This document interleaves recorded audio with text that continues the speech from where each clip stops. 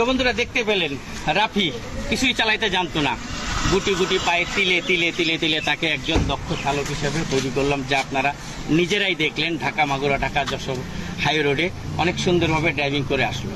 তো রাফির বাবাও এসছে আজকে। একটা সন্তান মানুষের কতটা আদরে দেখেন, আমরা যখন সন্তান বড় হয়, স্কুলে ভর্তি করা হয়, আমরা বাবারা নিজেরা যাই।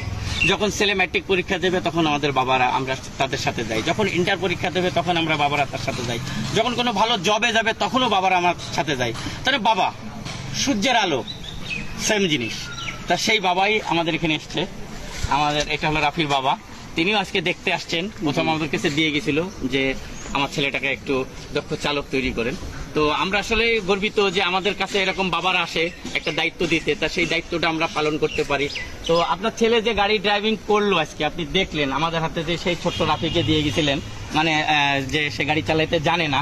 তো আপনি তো আজকে চড়লেন, চড়ে কি বুঝলেন, আমরা কি শিক্ষা দিলাম তাকে?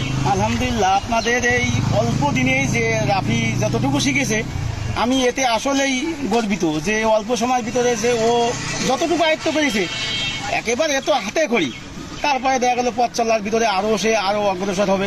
তা আলহামদুলিল্লাহ, আপনাদের দীর্ঘায়ু কামনা করি যে আপনাদের এই ড্রাইভিং ট্রেনিংয়ের জন্য উত্তরোত্তর আরও উন্নতি হোক, এই আমি দোয়া করি। আমিও একজন ড্রাইভিং পেশার লোক, তাতে আমি দেখলাম যে না, আপনাদের যে আসলে চলানো বা শিক্ষা অনেক ভালো আলহামদুলিল্লাহ।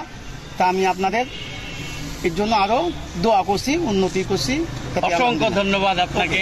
আসলে আমাদের পাওয়া, আমাদের তৃপ্তি এতটুকুই যে আমাদের নিয়ে একজন সঠিক এবং সুন্দর একটা ভালো মন্তব্য।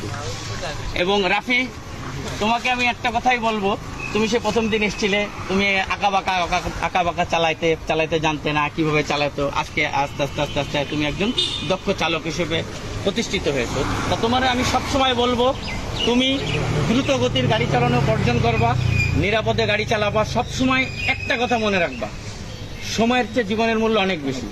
একটি দুর্ঘটনা সারা জীবনের কান্না।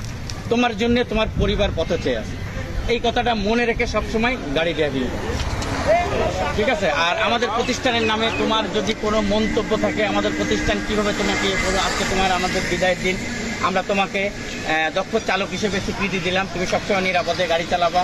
আর আমাদের নামে কোনো মন্তব্য থাকলে তুমি আজকে অডিয়েন্সকে বলে দিতে পারো। আসলে আমি এখানে আসছি প্রায় 15-20 দিন মতন হতে গেল। তো সে প্রথম দিন যখন চালাই আসলেই তেমন কিছু পারতাম না।